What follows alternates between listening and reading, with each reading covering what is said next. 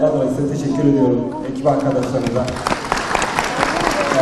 Bu etkinlikte devam edin. En güzel temizlik kirletmemektir. Herkes kendinden sorumlu olursa yaşadığımız yer, yaşadığımız çevre hiç kirlenmeyecektir. O kantinin bazı eksiklerini göreceğiz ve bunu gerekli yerlere bildireceğiz.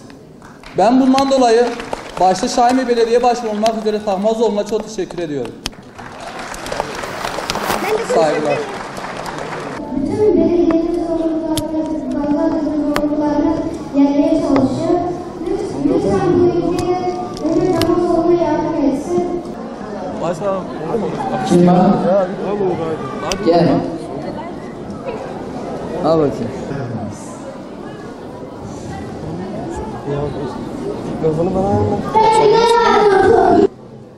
Türkiye'de ilk defa minik zabıtalarımız bu kadar.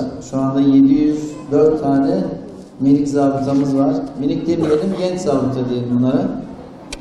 Genç zabıtamız var. Bu genç zabıtalarımız inşallah bizim zabıtalarımızla birlikte özellikle okullarında denetim faaliyeti yapacaklar. Kantinlerde satılan ürünlerin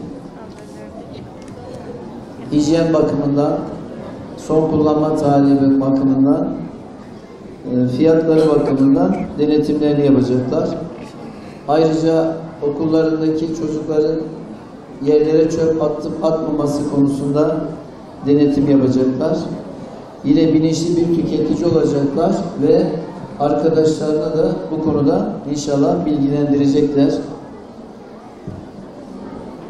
Bu aynı zamanda bir sosyal sorumluluk projesi.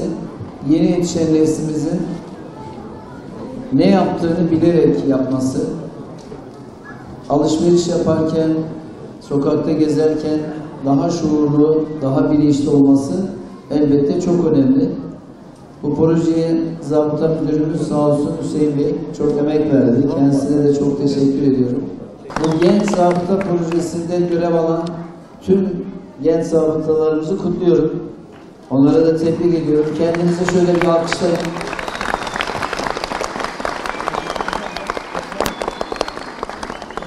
Kendi sağlığınız için, halkımızın sağlığı için, huzuru için, temiz bir çevre için görev yapacaksınız. Bu yaşta bu görev almanız elbette çok önemli. Biz sizlerle gurur duyuyoruz. Ülkemiz için, daha güzel bir gelecek için gençlerimizin iyi yetişmesi, şuurlu olarak yetişmesi elbette çok önemli.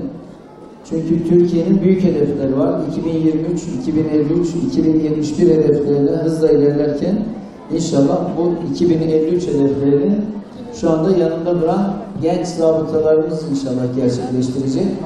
Ülkemizi çok daha iyi bir noktaya taşıyacaklar.